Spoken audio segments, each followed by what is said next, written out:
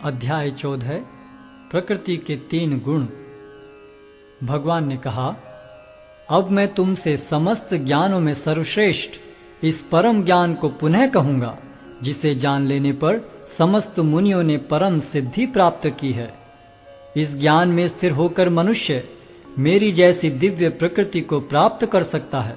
इस प्रकार स्थित हो जाने पर वह न तो सृष्टि के समय उत्पन्न होता है और न प्रलय के समय विचलित होता है।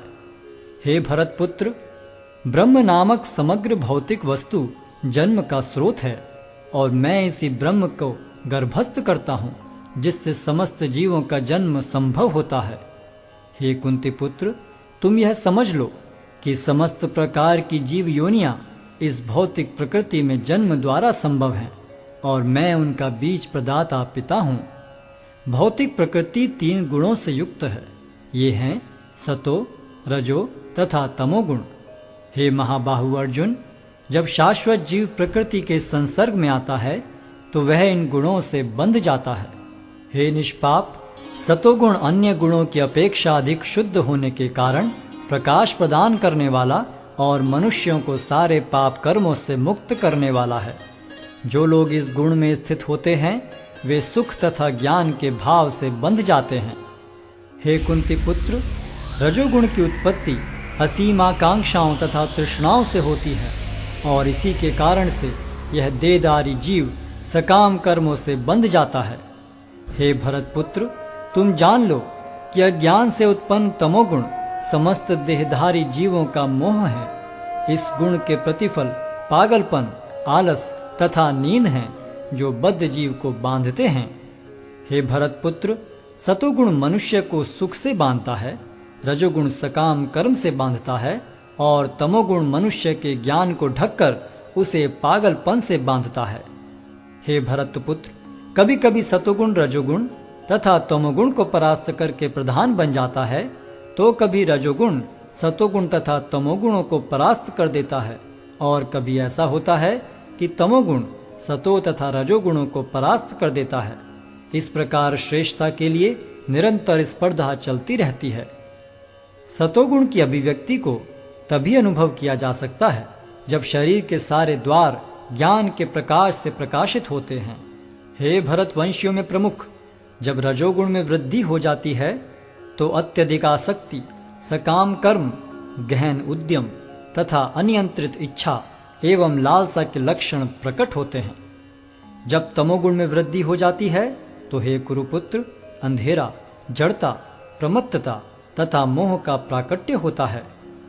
जब कोई सतोगुण में मरता है तो उसे महर्षियों के विशुद्ध उच्चतर लोकों की प्राप्ति होती है। जब कोई रजोगुण में मरता है तो वह सकाम कर्मियों के बीच में जन्म ग्रहण करता है और जब कोई तमोगुण में मरता है तो वह पशु योनि में जन्म धारण करता है। पुण्य कर्म का फल शुद्ध होता है और सात्विक कहलाता है, लेकिन रजोगुण में संपन्न कर्म का फल दुख होता है और तमोगुण में किए गए कर्म मूर्खता में प्रतिफलित होते हैं। सतोगुण से वास्तविक ज्ञान उत्पन्न होता है, रजोगुण से लोभ उत्पन्न होता है और तमोगुण से अज्ञान, प्रमाद और मोह उत्पन्न होते हैं। सतोगुणी व्यक्ति क्रमशः उच्च लोकों को ऊपर जाते हैं, रजोगुणी इसी पृथ्वीलोक में रह जाते हैं और जो अत्यंत गर्हित तमोगुण में स्थित हैं वे नीचे नरक लोकों को जाते हैं। जब कोई यह अच्छी तरह जान लेता है कि समस्त कार्यों में प्रकृति के 3 गुणों के अतिरिक्त अन्य कोई कर्ता नहीं है, और जब वह परमेश्वर को जान लेता है जो इन 3 गुणों से परे हैं, तो वह मेरे दिव्य स्वभाव को प्राप्त होता है। जब देहधारी जीव भौतिक शरीर से संबद्ध इन 3 गुणों को लांघने में समर्थ होता है तो वह जन्म, मृत्यु, बुढ़ापा तथा उनके कष्टों से मुक्त हो सकता है और इसी जीवन में अमृत का भोग कर सकता है। अर्जुन ने पूछा, हे भगवान, जो इन 3 गुणों से परे हैं वह किन लक्षणों के द्वारा जाना जाता है? उसका आचरण कैसा होता है और वह प्रकृति के गुणों को किस प्रकार लांघता है?